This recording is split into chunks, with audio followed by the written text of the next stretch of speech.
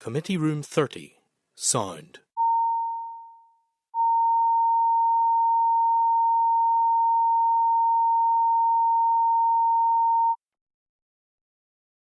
Committee Room 30, Sound.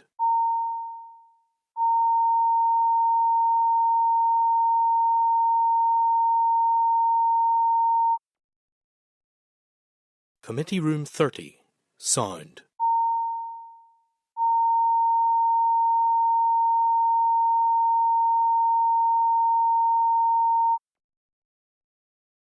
Committee Room 30, Sound.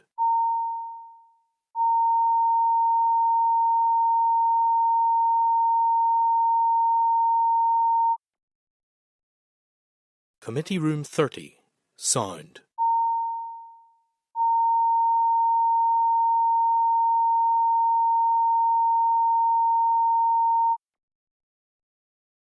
Committee Room 30, Sound.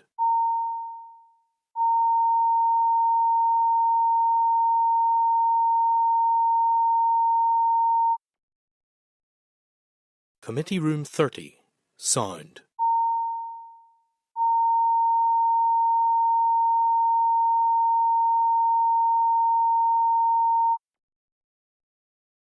Committee Room 30, Sound.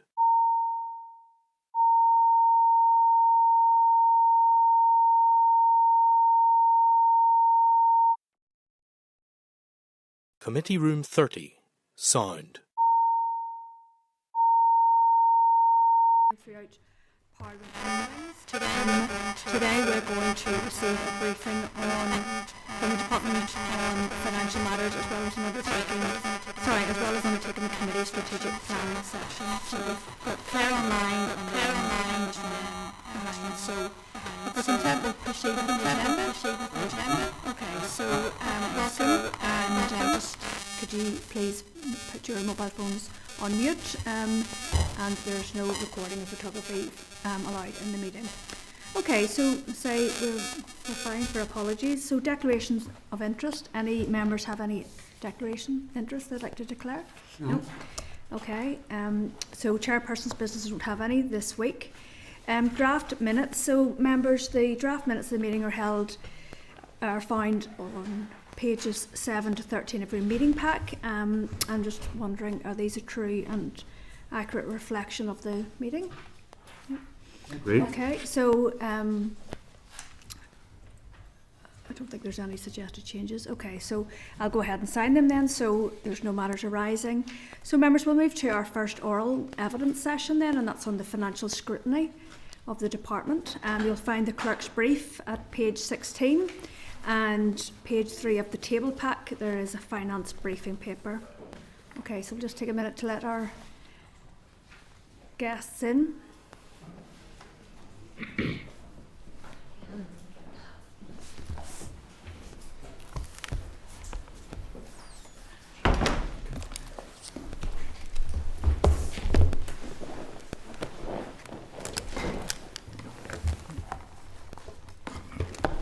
Okay, welcome. So members, we have today Gareth Johnston, who's the Deputy Secretary, Strategic Policy, Equality and Good Relations within the Executive Office. We have Ronan Murdo, the Accountant within the Executive Office, and also Paula Shearer, who is an Accountant as well in the Executive Office. Okay, so if you'd like to go ahead and brief members, thank you. Thank you, Chair, and many thanks for the opportunity to come to the committee and to provide an overview of the finances of the Executive Office. TEO is responsible for the delivery of a wide range of cross-cutting areas of service delivery. It includes both those programmes that are delivered directly by TEO itself and a range of schemes where we work in partnership with other departments and with our arm's length bodies to deliver or indeed to coordinate the delivery of frontline services. Many of the areas for which the department is responsible focus on well-being, for example, addressing the legacy of the conflict and providing support and redress to victims and survivors. This includes the work on good relations, including the T-Buck initiative, urban villages and the Ebrington site, as well as race and equality and rights, language and identity. The TEO is responsible for the delivery of the commitments of the Period Products Free Provision Act and for ending violence against women and girls. We're also responsible for providing support to the Executive, the Programme for Government. We're responsible for the Office of the Legislative Council, civil contingencies. We provide support to the COVID inquiry, and we have a remit for international relations, including the Northern Ireland Bureau in Washington, Brussels and Beijing. It's fair to say that we have faced growing pressure in recent years as responsibility has been allocated to us for a number of areas, but without the corresponding budget. Examples include ending violence against women and girls and the work on the COVID-19 inquiry. Looking forward, the Department has responsibility for leading on the implementation of the rights, language and identity proposals under the new Decade New Approach Agreement. The Department also plays a key coordinating role in the delivery of support to refugees and asylum seekers, working in partnership with departments locally and across these islands to deliver schemes and meet the Executive's obligations. We work in close partnership with our arm's length bodies across a range of delivery areas. This includes the Strategic Investment Board, the Maes-Long Kesh Development Corporation, the Equality Commission for Northern Ireland, the Community Relations Council and the Victims and Survivors Service. You will see that with that range of responsibilities, the TEO budget faces its own specific challenges and complexities. We receive, if that's the range of functions which we're seeking to budget for, then in terms of the money that we receive that through a range of sources. In terms of resource DEL funding, 58% of the allocation for the department relates to executive or treasury earmarked funds. And that means that as a department we can't exercise discretion on the management of those funds to transfer them or to deliver savings. So the majority of the money coming into the executive office is earmarked for specific things, and say we don't have the same flexibility on those. The most significant area of that relates to victims' payments, to the Victims Payment Scheme for Permanent Disablement, to the Truth Recovery Programme relating to mother and baby institutions and Magdalen laundries, and the Redress Scheme and associated costs from the outworkings of the Historical Institutional Abuse Inquiry. There is, it's important to note, a pooling arrangement in place with the Department of Finance with regard to the budgetary management of those funds. That means that we've got freedom to veer between the schemes, Truth Recovery, HIA and victims' payments. And given that the schemes are demand-led and volatile and difficult to forecast, that pooling arrangement continues to be critical to the budgetary management of the department.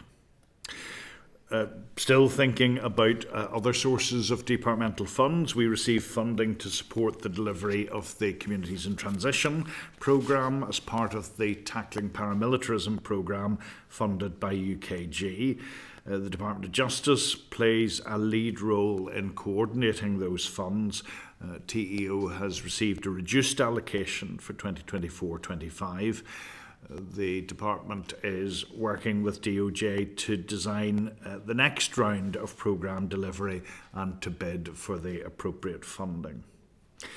The department also receives executive earmarked funding through the Legacy Peace 4 programme, and going forward will receive it through the Peace Plus programme, and that funding relates to projects being delivered in respect of good relations and of victims and survivors.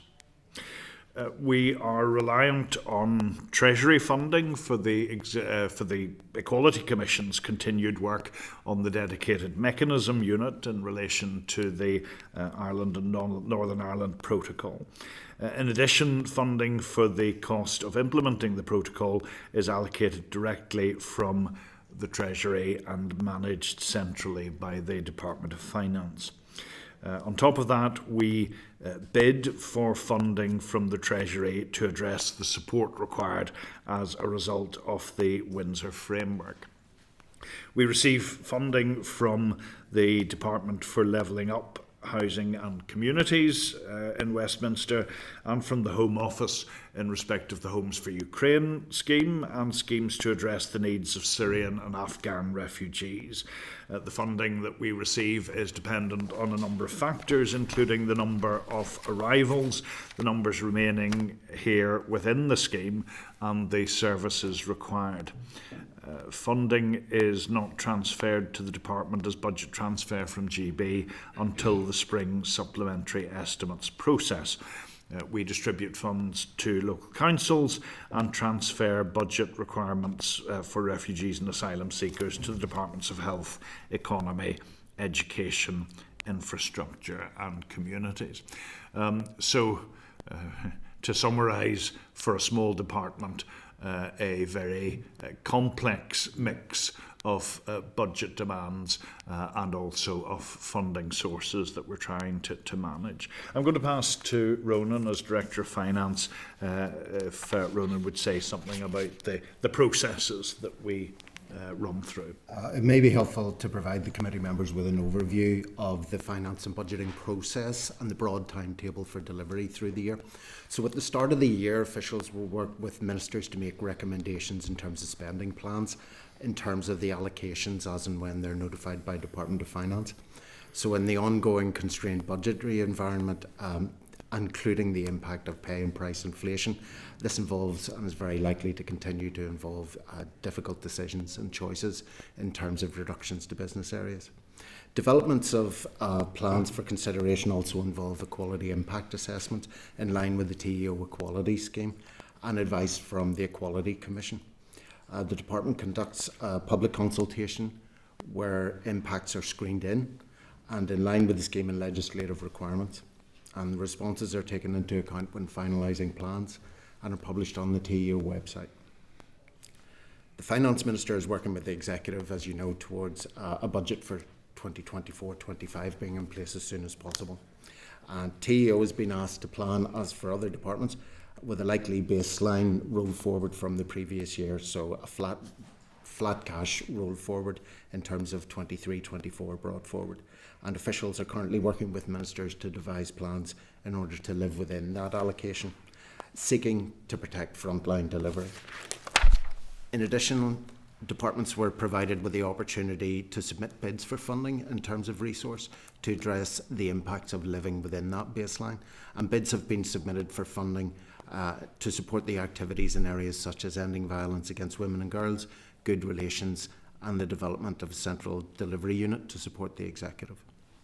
Executive earmarked ring-fence funding has been removed from the baseline, and departments have been asked to provide separate forecasts in those areas, which we have done. And capital will be based from a zero-based, and we've submitted a number of bids for consideration. The agreement of the budget allows for the voting of main estimates to departments at the start of the year, and that will include the resource and capital needs of the department and its ALBs, as well as the cash position in order to support working capital allocations, which is another control total that's important in the process, and that usually takes place typically around June. During the year, we expect that there will be opportunities to submit bids and easements to the Department of Finance through monitoring rounds. These are typically held in June, September and December, but that's going to be subject to Department of Finance plans and their timetable for the year. That will allow the department to manage its allocation of funding within the department, subject to minister spending plans and agreement, and to process technical transfers between departments. Opportunities may arise to bid for or surrender funds, but in the current budgetary environment, we must be realistic in terms of the prospects for bidding for funds during the year. The proposals to make any changes through monitoring rounds would be brought not only to the TEO ministers, but to the committee as well for visibility and discussion. Normally, the final opportunity to make changes to the allocations would be in the spring supplementary estimates process, which takes place typically in January. In terms of the types of funding then that the department is responsible for, it falls into a number of different categories. In terms of resource del, we have baseline and earmarked, both in terms of executive earmarked and treasury earmarked, and also ring-fenced in terms of depreciation and impairments. For capital del, we have conventional capital. Again, there's a small element of ring-fenced as well in there, and also financial transactions capital. And then finally, annually managed expenditure, and that mainly relates to the provisions, the creation and movement on provisions within the departmental accounts and their valuation. Going back to FTC, Financial Transactions Capital, the department through SIB is involved in the delivery of FTC loan funding on behalf of Department of Finance and Department for the Economy. FTC is a type of capital funding allocated by HM Treasury to the Northern Ireland Executive. The funding is ring-fenced by Treasury and can only be used to provide a loan to a private sector entity or to take an equity share in a private sector entity. FTC is usually used to increase and or accelerate infrastructure investment in support of executive priorities. Some departments do not currently have the statutory capability to make loans of certain types or of certain purposes, including FTC. And when that's the case, the department wishes to make an FTC loan, the money is channeled through TEO and SIB. As SIB have a generic legal capability to make loans or equity investments. In accounting terms, the audit opinion in respect of the TEO group accounts is currently qualified in respect of the treatment of FTC loans, as TEO is not the lead decision maker or department for the loans, and work is ongoing to amend the legal veras for those departments, for DOF and DFE, in order to resolve that position. Can I just interrupt? We actually have a strategic planning session afterwards, so some of that sort of finer detail of like background, I wonder, could you send that to us so that we can maybe get on with some questions for today? Yes, just nearly finished, if okay, that's okay. Okay. I'm just conscious we want to get on with the questions. As regards AME liabilities, in the main relate to HIA redress, and going forward are likely to be required in terms of victims payment and truth recovery, and the size of their provision and their movement are significant, reflecting the lifespan of the redress schemes over a long period of time. Happy to answer any questions. Thank you. Conscious that the members will want to be getting in. Okay, so thank you so much. I'm going to kick off with some questions. So I think the first one's for yourself, Gareth, and that's in relation to the contributions from the institutions and religious orders. And we know that one of them in particular have been waiting since way last year to be able to make the contribution. I'm just wondering, what is the timescale for that money coming forward, and have you settled the legal processes through which you can accept these contributions, and then what are you going to do with the money in terms of presenting it going forward? That's the first question. The processes by which we can receive the money, I understand, are settled, and we're able to go ahead. And I would say to the committee that there will be an announcement in the very near future about the first lot of funding that's going to be coming from a couple of the institutions. Obviously, there were offers that were made before ministers were back, and we needed to wait and to get ministerial agreement on those. So that's the start of the process, and I very much hope victims and survivors will see there is a start there, and that there's been goodwill there, but we really then need to move on with the discussions with those institutions who would have larger contributions to make. Those are progressing at different rates, but I think the key thing is that we're able to show that we're making progress. Okay, thank you. Okay, so in terms of the budget for the incoming year then, has money been set aside for the research into the historical clerical childhood abuse? It hasn't, because at this stage there's a proposal that has come from the let me just let me just understand that I'm talking about the right thing, because I'm conscious that there was a particular proposal that the Corsica, Fiona Ryan, put to you about. This relates to a press statement that went out last year. Sorry, yes. That said that in the autumn of 2023 that the department would be commissioning research. It hasn't been procured yet, and I'm just wondering, is it going to be procured within this year, and is funding being allocated for it? There is provision for that, yes, in the ring-fenced funds. There is one, it's been divided into 3 areas. We tried to let the whole contract, and that wasn't successful. It was too much for the market. It's been divided into 3 areas. I think there's one where if we haven't already let it, we're just about to.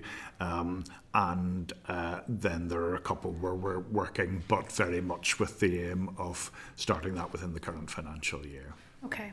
In terms of the arm's length bodies that are to be established under the Identity and Languages Act, have the costs been allocated within the financial year? Have you got an indication of what they are? And if we can have some timescales of when things are going to move forward in that space. Thank you.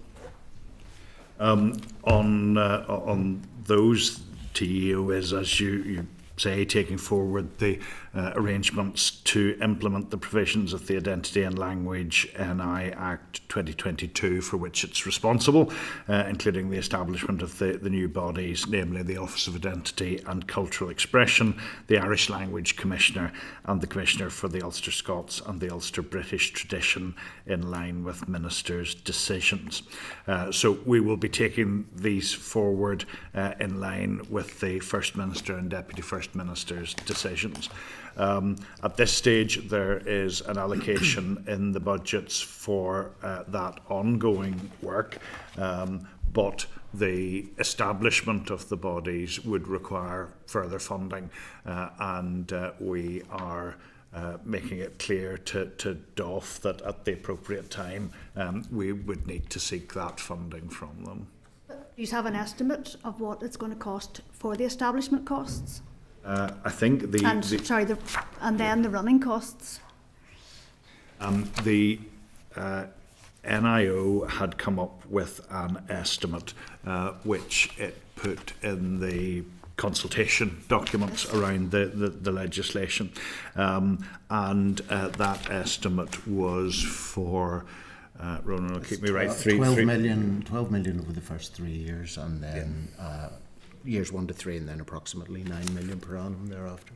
But now that the legislation's passed, long past now, have you, as a department, have you done your own sums in this space to actually do your own up-to-date costings?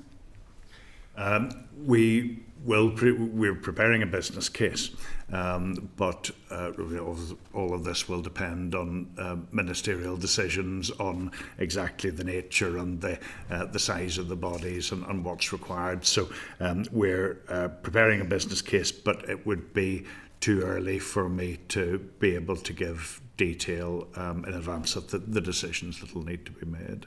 That sounds a little bit disappointing, because if you're still only developing the business case, then I think that this is quite a bit off.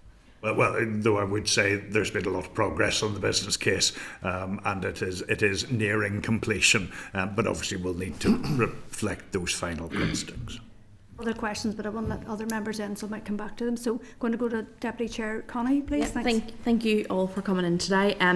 I wanted to ask some questions about the Ending Violence Against Women and Girls strategy. So that's in your briefing as a forecast cost, and also you've mentioned as well that there's a bid put in for that. Can you tell me how much the bid you put in is for, and have you had any conversations with the Department of Finance around that?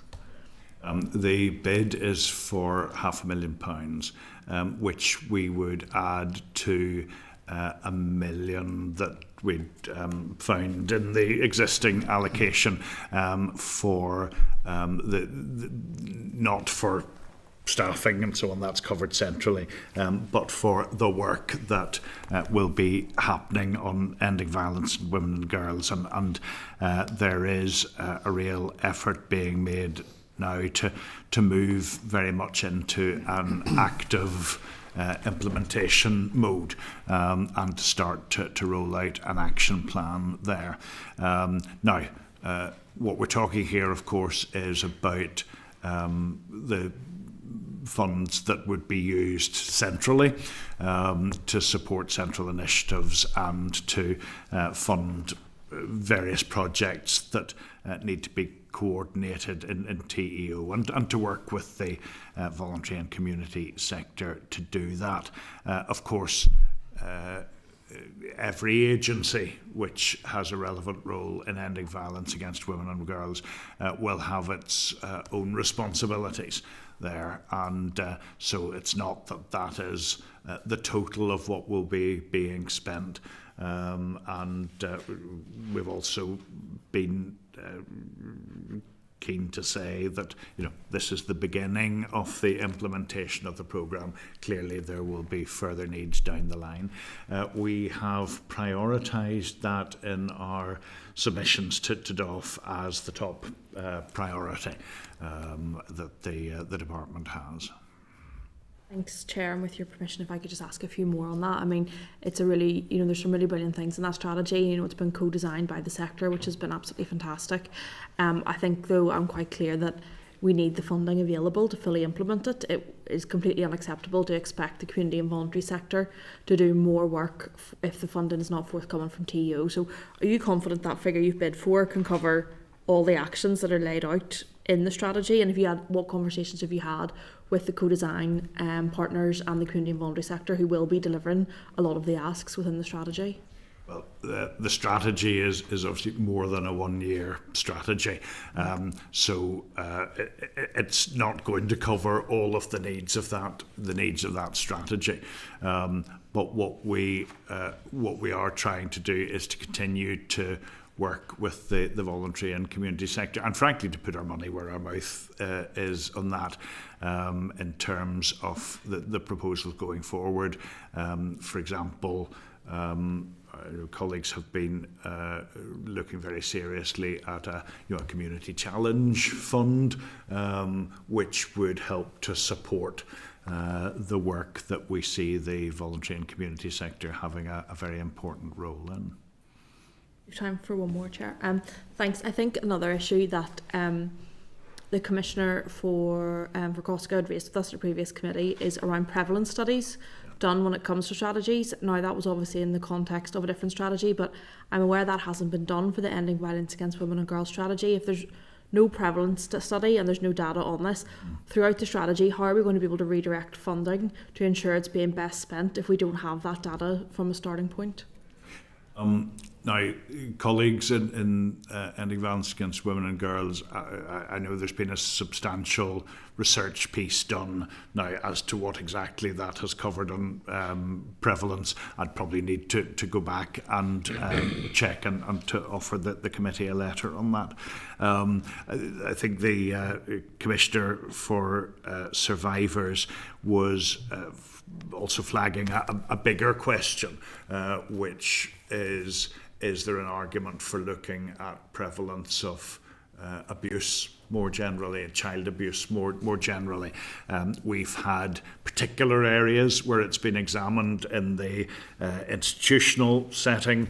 We're now looking at it in the clerical abuse setting, but of course there are, alas, too many other settings in which abuse has happened, and so she was envisaging or proposing a study that looked more generally there at prevalence. That's something that we're going to bring to the department's research committee. But in terms of ending violence, I'm happy to check that with colleagues and to come back to the committee. Thank you. Thank you. Brian, please. Okay, thank you, Chair. Thank you for the report so far. So I was interested to note in your report, Gareth, the number of programmes where the funding is coming directly from Treasury, which I assume is additional to the block grant. And I noted your final comment: for a small department, we have a complex mix of funding demands and funding sources, so probably more so than any other department, or most anyway.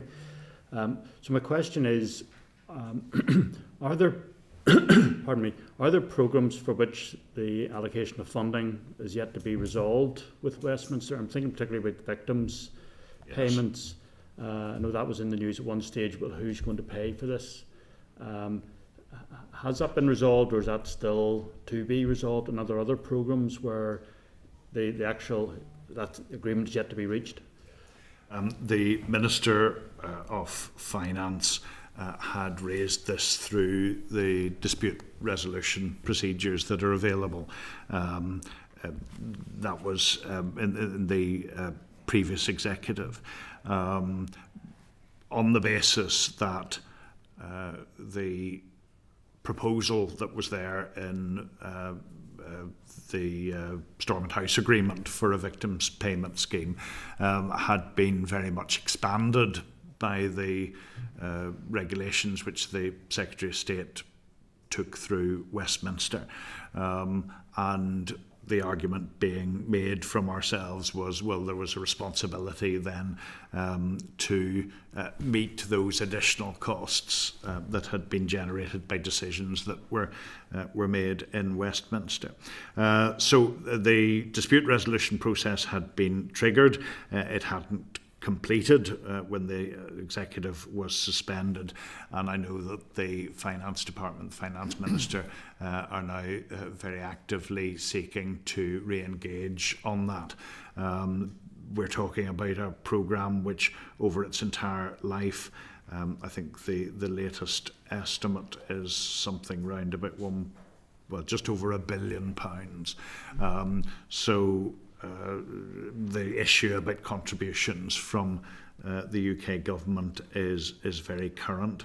I would suggest there may also be a discussion which needs to happen around mother and baby institutions.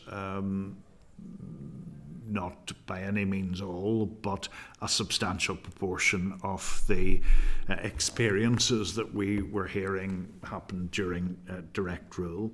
And we'd also like to see more clarity on the communities in transition funding through the Tackling Paramilitarism programme going forward. The Independent Reporting Commission has, I have to say, been very positive about the results it's seen from that work. So we want to continue to deliver that. I have also just in the last few weeks met the Second Permanent Secretary at the Home Office and urged for a more stable approach to funding for work with refugees and asylum seekers. At the minute, as I said, it comes through different schemes. It comes based on all kinds of calculations and projections, some of which then turn out to be wrong. And given that the executive will have responsibilities here, is there not a different way of funding that might be more fit for purpose?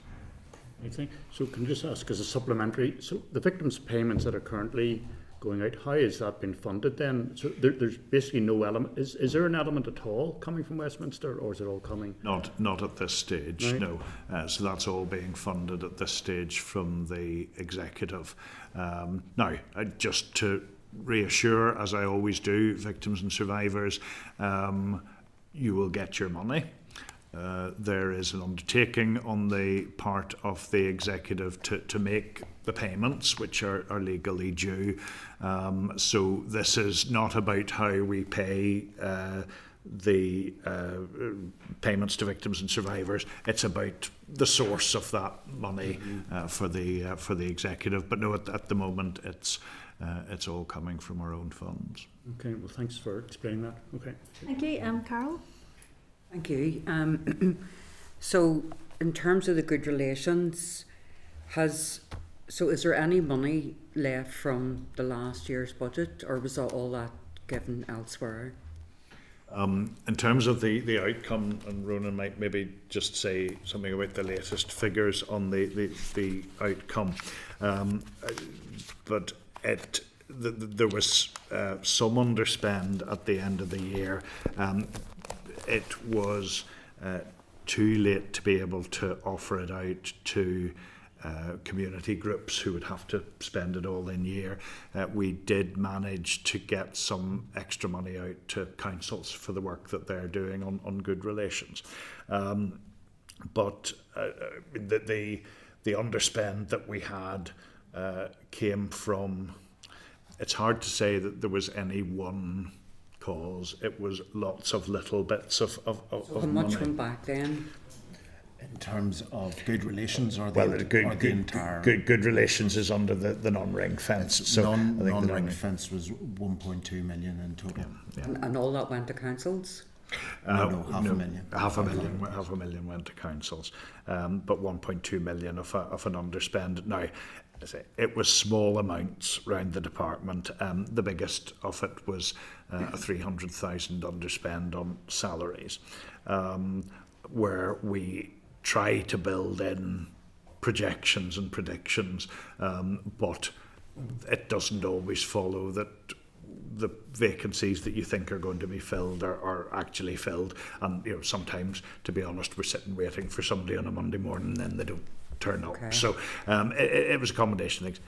The ministers have made clear that we need to be very alive to this in future, because obviously if there's money available, we want to get that out to the front line. And in fact, at Departmental Board this morning, we discussed some of the practical issues around that. What I would say is, going ahead, there is a desire, as far as we possibly can, to prioritise the front line in making allocations, and we're very conscious of the contribution that community groups make to that. Thank you. Last week we had the Equality Commission in, very good presentation, both themselves and Human Rights and Human Rights Consortium. But the Equality Commission raised the issue of a revamp of the Section 75 and the screening exercise. Is that budgeted for? Is that in their budget come from the British Treasury? Or is TEO involved in that? Because it's a wee bit muddy. That would come from their normal allocation. Now, I'm sure if you speak to ECNI, they would welcome, I know they would welcome more, and I'm sure many of our arm's length bodies would welcome more. It would enable them to do more and to do it more quickly. But that would come from their normal allocation as part of the general policy development work that they do. But yes, I'm aware that how many years are we on from the Northern Ireland Act and from veto? There is a desire to look afresh at some of those obligations and how we ensure that they continue to be fit for purpose. Because I'll finish in this, Chair. The fear is that, I noticed you mentioned screening in. I don't believe departments understand their full obligations under Section 75. And that's a problem. Because if it was a case that they did, then the money would be lined up to those who need it most on an objective need basis, rather than handing it out to the police or councils or whoever, big institutions. No, I see that point, and the Equality Commission has written to all departments to, well, first of all, to emphasise our responsibilities there, and secondly, to ask for information on how we've been fulfilling them. Now, what I would say is within TEO, we carried out an equality impact assessment last year on the budget and published that, and we're very transparent about what the implications would be. I'm not pretending that it was perfect as an exercise, or that there aren't things that we've learnt from it, but at least we did. We were very aware of our obligations in that regard, and we tried to put out very frank information about the difficult decisions that had to be made. Thank you, Chair. Thank you. Thanks, Sinead, Gareth. please. Okay, thank you. I just want to maybe explore a wee bit more detail in relation to the capital funding. A lot of it relates to Derry in the northwest. Could you bring me through, first of all, the Urban Villages project and Meanan Square and that? And has that Meanan Square project, has the amount risen due to inflation for the redevelopment of that? But if you could bring me down to the breakdown of all of that, because I'm pretty concerned just at the lack of progress in it and the impact of that lack of progress in relation to inflation. Well, I am hopeful, while there may not be very much to see on the site at the moment in Meanan Square, that There's you nothing will, to see in the site. there's nothing. Well, there's nothing. Now, the fact that there's nothing to see in the site is itself an achievement, because there's been demolition of the buildings, and I'm conscious that there was bad behaviour taking place on the site. That was just Sinead, just fed up. He's haven't done anything. But yeah, obviously you will start to see changes there, and in fact, just this week I saw the beginnings of an artist's impression of what the site could look like, and it will be extremely impressive, and I think it will be transformational for that area. The process to getting to this point, and if negotiations around the sale took an amount of time. I know our partners in Apex Housing Association now are working away in the background at planning approvals and so on. And I do have something in my briefing, but I think I'm right in saying that the plan is that 2020, will be on site by late spring 2025. Sorry, I want to get to the bottom of the costing, the money. The money is in the Urban Villages programme. It's been factored into the Urban Villages programme, and in developing business cases, we've been very conscious of inflation, because it's impacted hugely on other projects, inflation and construction costs. Now, the overall investment, the overall investment in Meanan Square, I think I'm right in saying, is a £12 million project. So that's been factored in. Now, with Urban Villages, we don't get all the money at the start. So it's £108 million programme. The arrangement is that we bid each year for what we think we'll need during that year to the Department of Finance. So we will have bid for what we need in the current year. But the business case is there, and the plans are there for future expenditure. It's a 1 year budget, so if So that's what I'm trying to get to. it's starting in spring 25. So what would be There's in actually 25, there's no capital, I don't think, in this year's budget for it, because we funded the acquisition. The £12 million capital budget that we have in this 1 year budget. So how's that breaking down? That not just that project, because the overall £12 million capital within TEO. How is that breaking down? Can you break that down to me, please? Because I'm not quite sure with the notes that you've given us. I could give you what the figures are for Urban Villages, and an indication of some of the other plans that there are. But for Urban Villages, for this current year, for 24-25, we would envisage spending just over £8 million. The biggest aspects of that are the Ballysillan playing fields, which we've allocated £2.5 million for. The ABC Trust, £1.8 million. The Sunningdale Community Centre, just over £1 million. The Lock House, slightly less than £1 million. And then there are other funds there for the Pitt Park development, for Hosford, the Donegal Pass Good Relations Hub, Coffee Culture, Social Enterprise Cafe in Belfast South, Sandy Row Arts and Digital Hub, and the Titanic People exhibition in East, which will be part of the tourist trail that's been developed there in East Belfast. So that accounts for £8 million.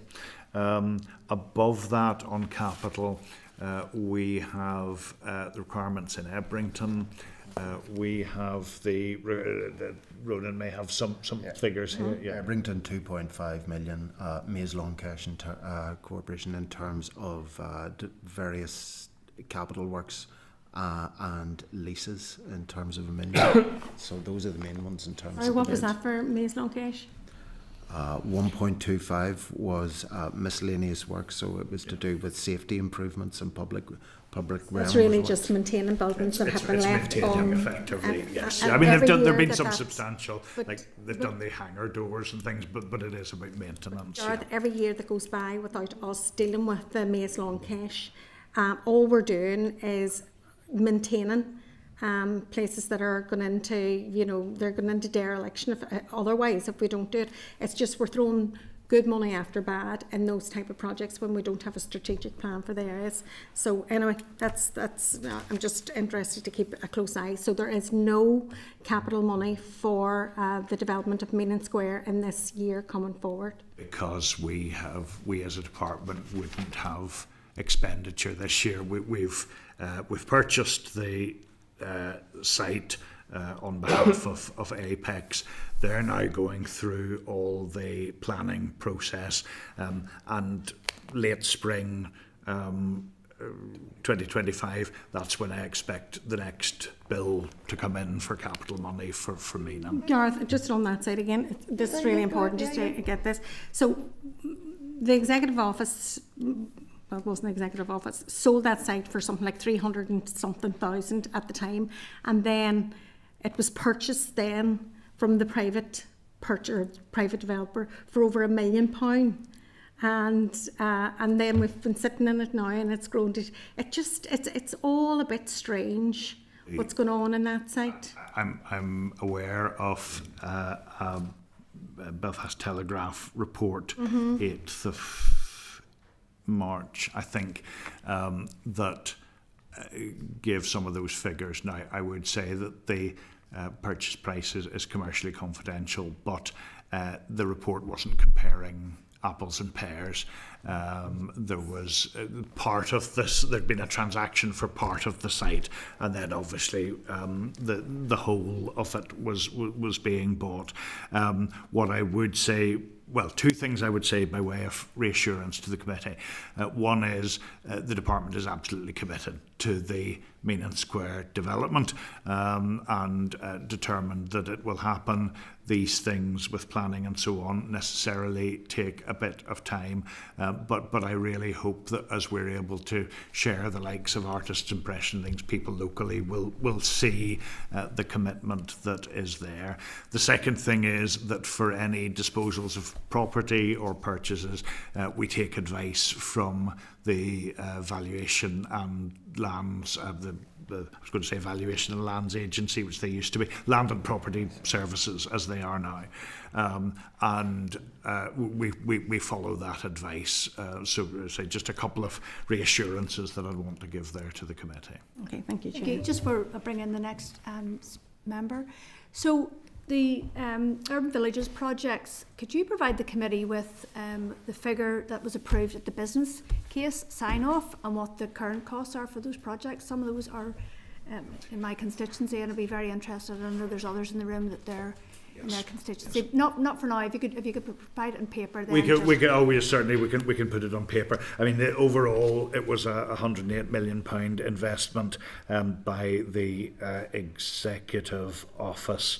Well, it was a £108 million investment, 72 million from Urban Villages, 38 million from partnership funding. I can give you a more detailed breakdown if you want, but yes. To date 47 million of that has been spent, with 61 million remaining to be spent by the end of 2027. Now,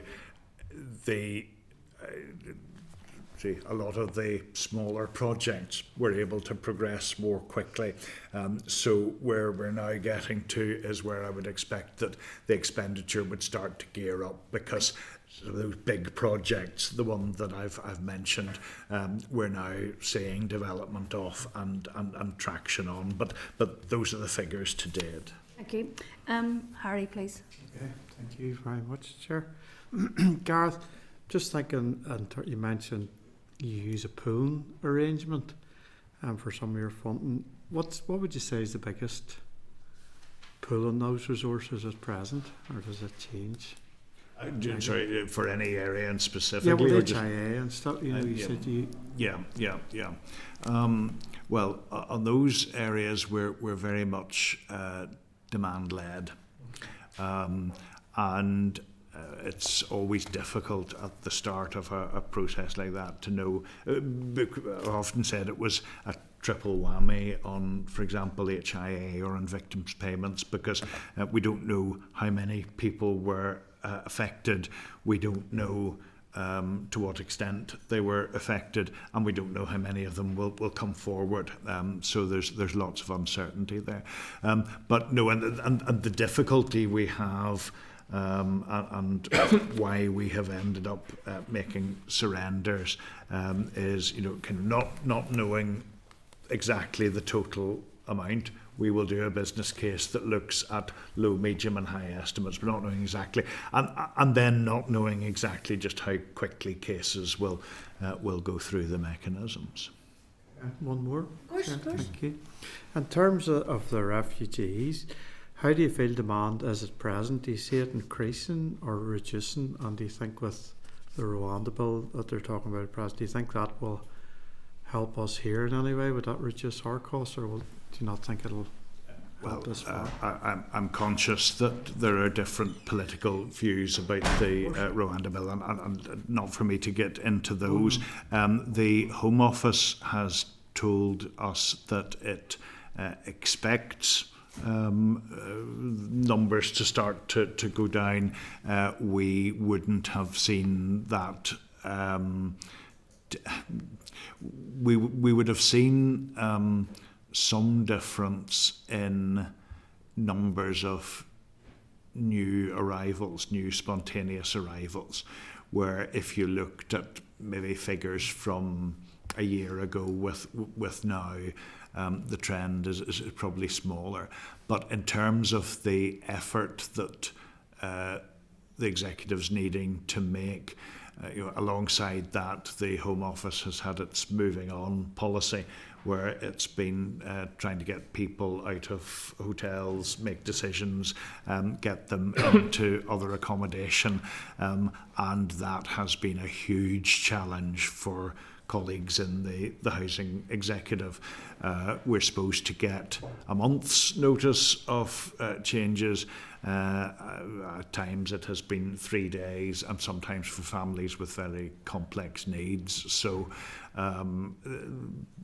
if you asked those out in the agencies who are dealing with these things day to day, if anything, over the last few months, there's been much more of a challenge because those moving on cases have been coming through. Thank you, Chair. Thank you, Patrick. Thank you. I have to say, before I go on leaving to the questions to yourselves, thanks for the presentation, but I have to say, Harry, I'm a bit baffled, like when we're talking about supporting people and finances, that we're talking about a Rwanda bill. I have to say, I just think that's shocking, to be honest. But just back to your presentation, firstly, thank you, and I have to start off by asking about Edmonton. I have to say, I've raised a lot of concerns in the past, but what I've been hearing locally has been really positive, and I think that's really good. So I just want to put that in the record. So around Edmonton, I think there's obviously capital investment on this, which is positive. So I was just wondering, firstly, if I could get more of a breakdown of that investment. The other thing on that as well is obviously one of the big things that I've asked about with Edmonton in the past has been about increasing the number of events. So to me, Edmonton has a potential to be an economic driver, and actually to bring in money and to create resource where we're able to further invest and reinvest that money.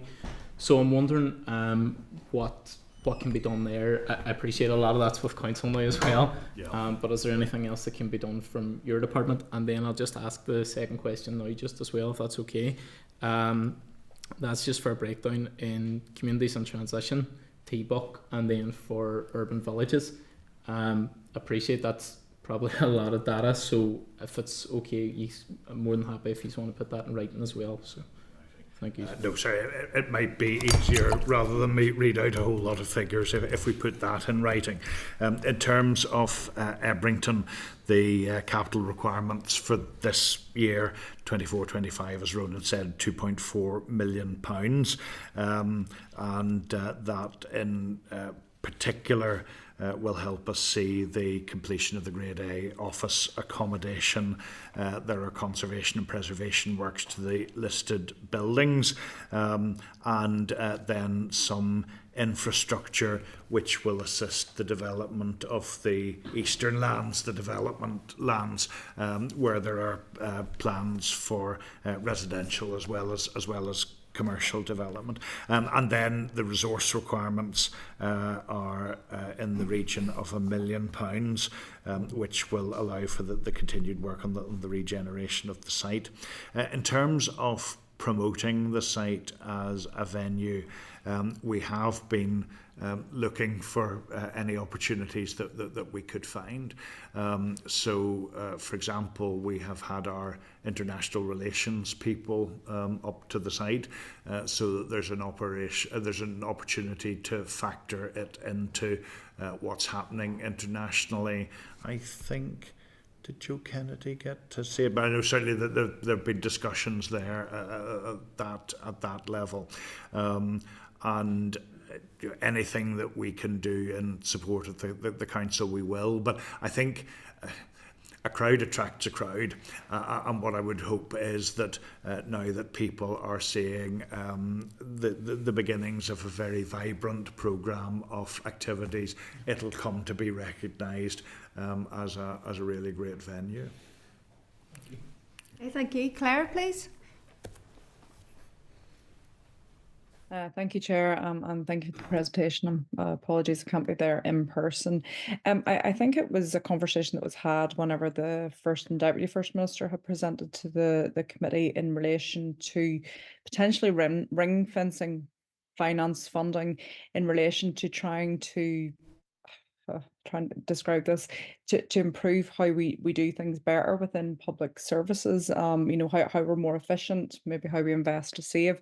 Just wonder, is there any update on that? Is there any conversations about that moving forward? Because, in relation to this point before, we spend an awful lot of money firefighting, but if we don't actually fix, the system and the structures, then, we're going to continue to spend probably more than we need to if it was more efficient. So it was really just, is there thinking in relation to that? Because I'm conscious if we don't start thinking in that way, then we're just going to continue to waste money. They say if you're a company that is facing financial difficulties, the last thing you should give up is your research and development fund, because that's what will give you new opportunities for the future, and I think it's very true here as well. It probably is more of a question for colleagues in Department of Finance who are looking at the details of it, but I know as part of the financial settlement there is a proposal for a transformation fund, and departments would be able to bid into that with and for some sort of structure around that, some sort of board structure around that. Departments would be able to bid into that, where they were able to show that there was an invest to save project, that it was worth spending money to change things, to get things right for the future. I think the discussions on that are reasonably well advanced. The key thing, as you say, is to keep it ring-fenced and to keep it focused. And there's a proposal for a kind of transformation board arrangement that would help to do that. And can I say, is that being led by the executive office? Because I suppose where I would be a little bit concerned is that we're leaving it up to the individual departments to decide whether they wish to bid into that. I think it's key that this efficiency takes place across all departments. So is it work that is very much being encouraged and led by the executive office to ensure that it's not a matter of, that would be nice. It's a matter of that this is essential. The detail of the funding, as I say, I'd have to defer to DOF colleagues, but in terms of the overall concept, structure, the element of programme for government that is going to be focused on transformation, yes, there's a TEO input to all of that. Okay, thank you. Okay, Claire, thank you. Emma, please. Thanks very much, Chair, and thank you. Apologies for missing some of your presentation. I've had one of them mornings, but I just wanted to, in response to an earlier question, you had outlined that some other departments were contributing to the End Violence Against Women and Girls project. I wonder if you could give some detail on that. I know there's been we had detail at the very start of the mandate at this committee about the spending there, and obviously that's at the the consultation phase of the strategy, but I would have concerns then about the implementation and actually seeing product. So. Yes, what I mean by the contributions from other departments is that this is an executive-wide programme and intentionally so. For example, there are pieces that will be for justice about how do we make sure that the justice system is responsive to the needs of women who have experienced violence, and that builds very much on the Gillen review. In education, there are questions about how do we make sure that young people understand things about how we relate to one another.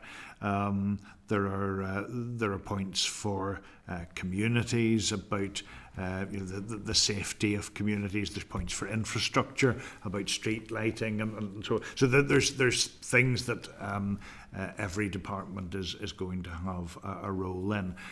We're seeing that even within my own area, where I'm looking to see with the resources that are available to me, for example, in urban villages, could I step up to the mark and pilot some of those EVOG projects, or on some of my folks who have got experience of dealing with grant applications. Again, is there something that we could lean into from my side of the department to that work? So yes, when I say that there's funding across the departments, meaning that every department is going to have responsibilities there. No, and I think that's key. I suppose one of the concerns that I've had is that, I mean, obviously the response was really positive, and it's great to see that whilst the Assembly was down, work had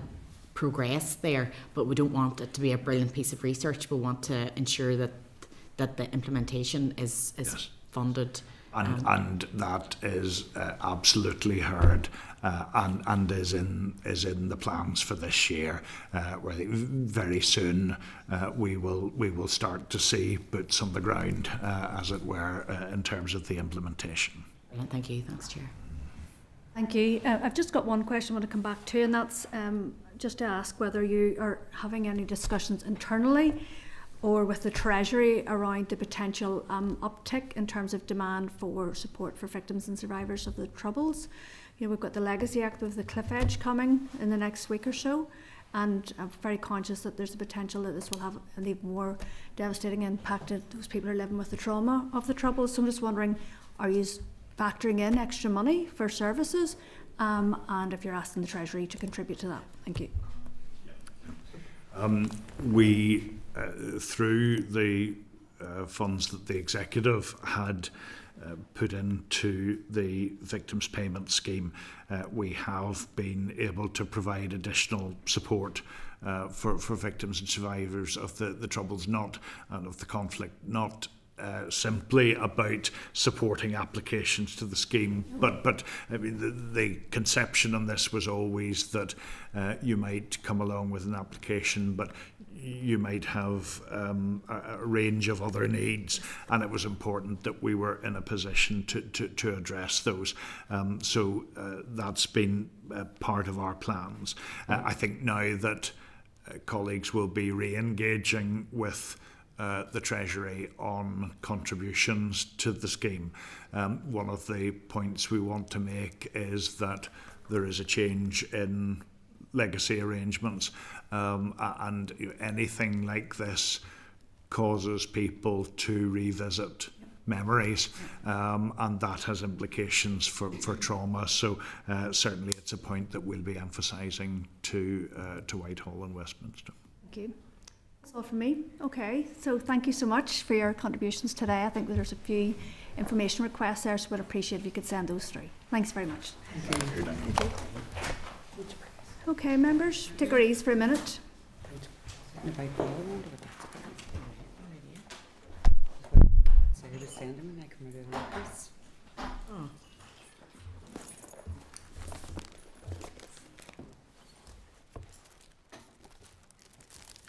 Okay, thank you. Okay, members, so we're moving on then to this item that keeps getting deferred. The number 7 House of Lords Constitution Committee inquiry on the governance of the Union. Members, on page 18 you'll find the clerk's brief on the inquiry, page 20 the call for evidence for the inquiry, page 23 for the policy document entitled Review of Intergovernmental Relations, page 41 for devolution guidance notes, and just to remind that the inquiry is seeking our views on cooperation via the new intergovernmental relations arrangements in place since January 2022, consultation by the UK Government with the devolved administrations, and respect for the Sewell Convention. So I'm going to ask the clerk maybe to provide a little bit more to this in terms of what they're expecting or asking. Well, it's just, I'm very aware that really helpful. Yeah, I know that we've recently been established just since February, so it's really to see if members have experience from other committees or things that have been expected to come from Westminster that haven't. How the relationship with Westminster is. For example, I know in the press there was something around Cabinet Office linking with our Winter Framework Committee. Whether members wish to comment about that, whether there's anything about LCMs coming to the committee, if things have been raised in CLG or elsewhere in other committees, or if members have comments from on other matters. So the key things are just around the intergovernmental relations things. Now, I'm aware that we haven't had a briefing from the First and Deputy First Minister on their activities in that area in detail, so it might be difficult for members to form a view, and it might be that the committee decides not to send a response to the inquiry, so that's entirely up to you. But I'll write down everything you say and have it for you for the next meeting if you wish to make a response. Go ahead, Brian. Okay, I have some comments I've prepared on this, which I can give you a copy of those, save you writing if you want. So first of all, I mean, I would welcome, well, I'll pass that up actually. Thank you. Just welcome that this inquiry is taking place from the House of Lords. Obviously, it's key that we have close working relationships between the different devolved institutions, jurisdictions across the UK, and there's benefit from that. We have shared challenges, but also opportunities. With devolution across the UK and now also Brexit, it is important that that does not damage the internal UK market and Northern Ireland's place within it, including our ability to participate in trade deals that the UK is doing with other countries. And the UK Internal Market Act was an important measure in 2020 for that purpose, to protect and ensure the UK internal market, brought about the new Office for the Internal Market, and then also the importance of the new UK common frameworks between the devolved regions. And on top of that, we also have from the Safeguarding the Union command paper a number of new bodies created, specifically the UK East-West Council, the Independent Monitoring Panel on the Implementation of the Windsor Framework, and Intertrade UK if people are finding difficulty ordering items. So we hope the inquiry should consider the potential of the new East-West Council to complement the existing intergovernmental bodies, including North-South basis across the British Isles. So there needs to be more genuine engagement on dispute resolution between devolved regions and central government. We heard about that today from the finance officers, where there's a number of disputes that are yet resolved, such as the payment of victims payment scheme. I think that should be flagged up in our response as a matter to be resolved. That concludes my comments. Any other? Go ahead, Carol. Notwithstanding what Brian says, I'm going to say complete opposite. So, no. Complete opposite? Well, no, I just want to talk about the Good Friday Agreement and what reference and relation it has to this at all, if anything. And if it does, could we just have a summary or analysis of it? I mean, I read through a lot of this stuff, and so the inquiry's just asking us for views. So I don't really have as much as what Brian has to offer, but just what considerations you're taking in terms of the Good Friday Agreement, and that will be helpful. Well, I suppose I just wanted to raise the issue, for example, at the minute with the tobacco and vapes bill, where they're talking about the LCM for legislating in that space. Obviously it's a devolved matter, and I suppose it would just that they're conscious that whenever they are bringing forward bills that there's not as much written on the face of the bill, which then allows then the regulations, the secondary regulations, the secondary orders to allow then for the committee, in that case health or whatever, for them to have the power then to work with the department and the agencies to bring forward the operational issues that reflect our circumstance here in Northern Ireland. So I think that's conscious that there obviously hasn't been that many LCMs, but that where they are, that they leave a lot of room then for our local interpretation and implementation. Okay, go ahead, Harry. Just a wee simple. It says that it's a new system, so I just wonder how it compares with the old system. You know, that's all really. It's just that clarity Yeah. for legislators Yeah. here. Is that okay? Go ahead. Can I just make an observation? I suppose one of the key parts of the papers that sent through was about relationships between all of the devolved administrations. Obviously, when there was a hiatus here and there was no government, it was very hard to have any type of relationship or any type of transparency at all. And significant things happened during that period where I think civil servants here were pretty lost in terms of what, responsibilities and that they had. For example, during that period we lost the ESF funding. We had the UK Share Prosperity funding, which was a complete and utter disaster. And at the minute, the UK government are dictating where money is spent, and it's not spent in the right way, and it's very, very difficult to have a good relationship when there is those type of funding decisions or that have been taken out here without any relationship with the devolved administration and the communities which are really badly served. A lot of good jobs were lost in our communities. A lot of good community and voluntary sector work was kind of dismissed in a way, and that all plays into the responsibilities and roles, particularly when you've got an unstable type of government that we have here that collapses, on many occasions over the last 8 years, 5 years out of the last 8. So that's just an observation that I've made, because a lot of this is about relationships and communication. Go ahead, Connie. I think I just wanted to come in on that because I agree pretty much largely with what Sinead said. I mean, the first question that's put to us here is around maintaining and improving relationships between the UK government and governments of devolved nations. I mean, having stop-start government and the Assembly not functioning for extended periods of time is an absolutely huge barrier to that, and I think that's a key point that should be raised. And as Sinead said, we for example, we lost ESF funding. That's a really good example of something that happened when there was no devolved institutions, and maybe, we don't know, it could maybe have been mitigated if there was that working collaboratively.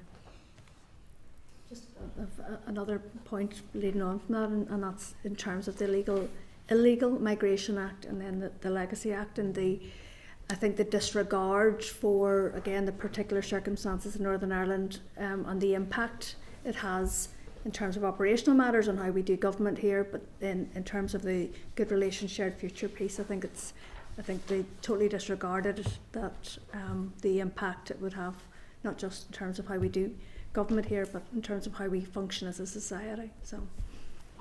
Sorry, go ahead. It sort of ties in with what you're saying there around the relationships that the two pieces of legislation that you referred to, but I suppose particularly at the minute the legacy bill and the fact that every party across the board here has stated their opposition to that. And I know, like in the area that I represent, where there are a number of families that are directly impacted by that, there's a massive strength feeling around that, and the I suppose perception is that any building of relationships with the British government or establishment are being completely eroded by the actions that they're currently taking, and it's not helpful.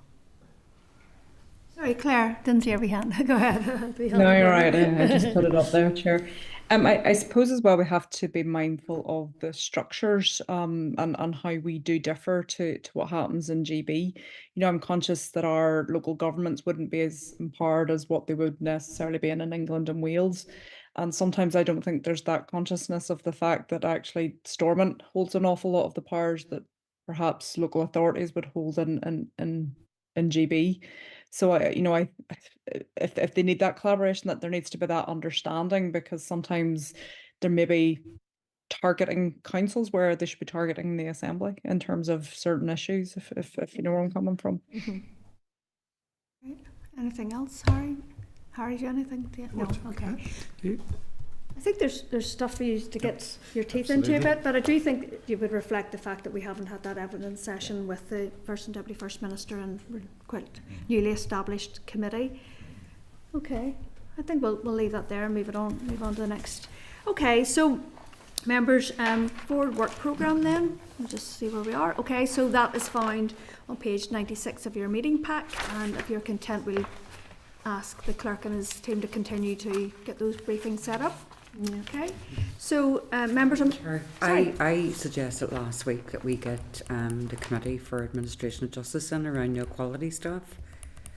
Is that going to be put in the forward work programme? Strategic planning, we'll face that. Okay, so we're going to pick that up under the strategic planning under the next session. Thank you for raising that. Members, Paige, could I come in there as well? Go ahead. Just around the stakeholders.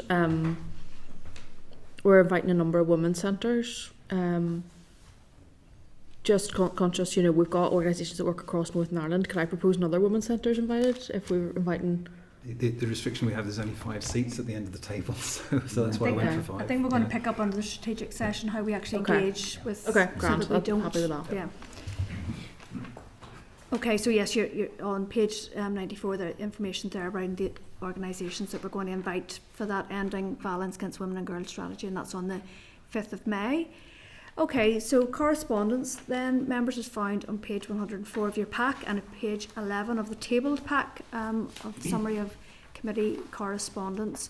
You'll see on page 120 there's correspondence from the Oireachtas Joint Committee on the implementation of the Good Friday Agreement, and we have tentatively agreed or proposed an informal meeting on the afternoon of the 9th of May. Now that's a Thursday, members, but I think they must meet as a committee, is that right? Clerk, is that what? It will be informal, so informal. Yes, that's when they meet on a Thursday, so they'll come. So are we content that we go ahead and try to get that set up with a view that as many members as possible can attend that? I'm conscious that it's another committee afternoon for our own. Just to clarify, is that happening here in Dublin? Or Here, yeah. Here? Okay. Should be grand then. Thursday, what time? I think it's just the afternoon. We haven't settled it I yet. suggested the afternoon because I know that some members have Mornings, morning committees. Yeah. That's my shift, so yeah. Okay, thank you.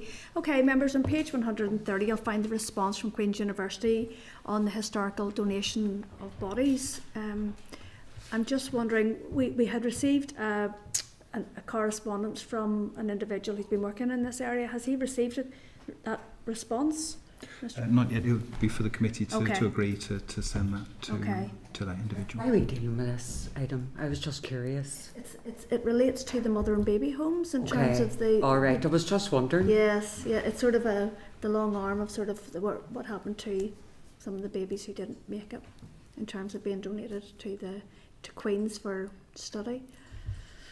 Yeah. So. Yeah. Okay, so that's what that's about. Okay, and again, we'll pick this up under the strategic planning session. Page 141, there's a memo from the clerk to the Committee on Procedures regarding the Interparliamentary Forum, and I'm just seeking your agreement to write to the Committee on Procedures on the Committee's actions on the common frameworks and any response to the Lords Constitution Committee. And you'll be aware that we have written to the Executive Office around the common frameworks. We agreed that at a previous meeting. Okay, page 14 of the table packs, there's a letter from an individual regarding appearing before the committee on how to progress the rights of persons with disabilities. So again, that's a really, we need to look at how we bring them forward. Go ahead. Just go back a bit as well, because there's another letter on the table papers, but there was also one in page 140 from a victim of the Truth and Recovery Consultative Forum, right. and they both have made a request about an interim advocate for them at this critical time. I heard I had a meeting with one of the people that submitted the letters, and they're really quite traumatised with the structures that are currently set up at the moment. And I think this is really important, that we need to probably hear from them. I know we have it scheduled, but I think that there's something here now. We need to kind of understand more and get to the bottom of it before we actually talk maybe to TEO or Gareth and his team around this. Okay. Because it's very, very messy at the minute, and it's not serving the purpose that it was set up to do. And so we need to make sure that we don't re-traumatise victims when they're coming to seek support. And I'll talk about something else when we get off. Sorry. I suppose I read the letter from this individual, and I thought that all the questions were very legitimate. And I was just wondering, should we redraft it and actually send it to the Executive Office and ask for a response? The first question was around the interim advocate, and I got a response this week to say that they weren't going to proceed with it. But I think that given there's a series of questions, that I think that we as a committee could redraft and then keep this individual updated. But I'm sure the whole Truth Recovery Forum would be interested in the responses. Yes, absolutely. Okay. Thank you. Any other issues around correspondence? No. Okay, thank you, members. Okay, so members, the Public Administration and Constitutional Affairs Committee is coming to Northern Ireland in June. Its members will want to engage with the committee, and a proposed provisional date is set for Monday the 17th of June. Obviously that's a sitting day, so I think we maybe shall go ahead and get that scheduled and then let you know, and hopefully if these aren't in the chamber you'll be able to attend that. Okay, so thank you, members. That's the end of the formal meeting. The next meeting is on Wednesday the 1st of May at 2 p.m. in this room. So we're going to adjourn the meeting and move into our strategic planning session. Thank you. Committee Room 30. Sound.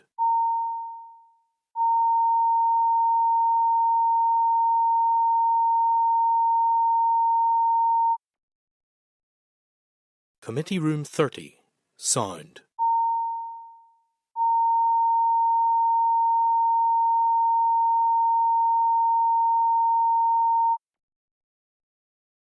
Committee Room 30. Sound.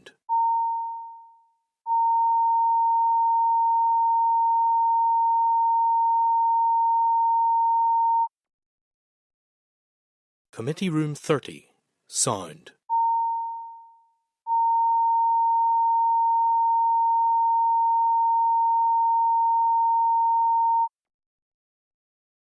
Committee Room 30. Sound.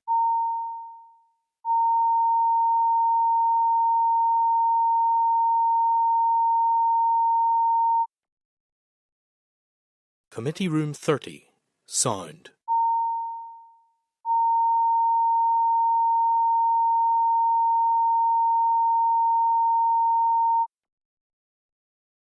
Committee Room 30. Sound.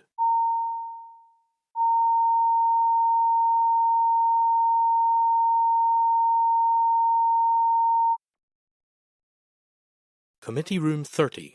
Sound.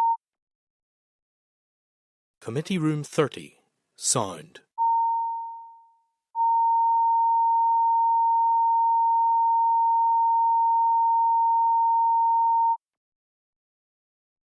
Committee Room 30. Sound.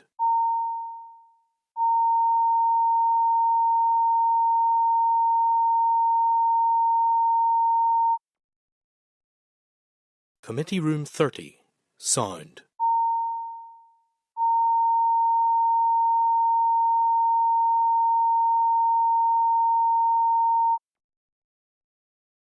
Committee Room 30. Sound.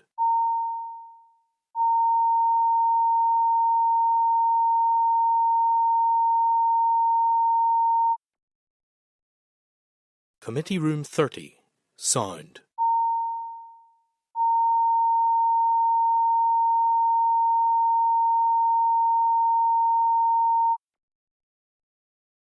Committee Room 30. Sound.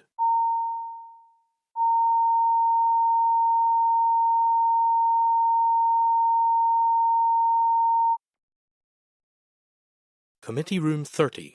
Sound.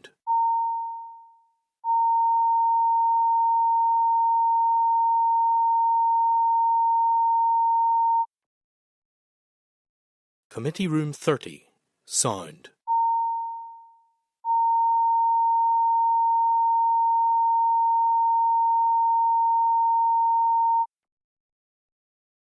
Committee Room 30.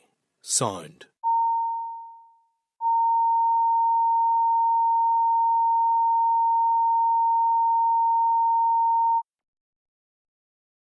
Committee Room 30. Sound.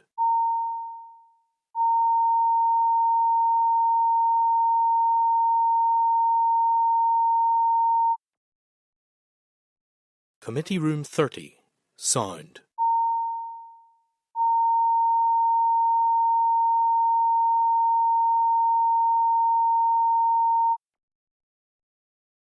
Committee Room 30. Sound.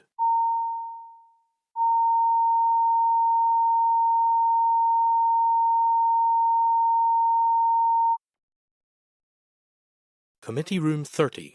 Sound.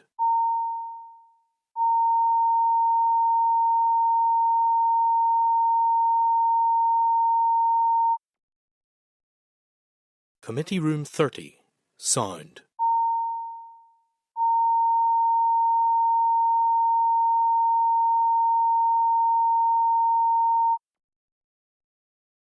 Committee Room 30.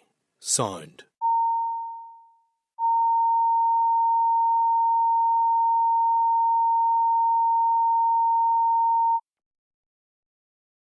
Committee Room 30. Sound.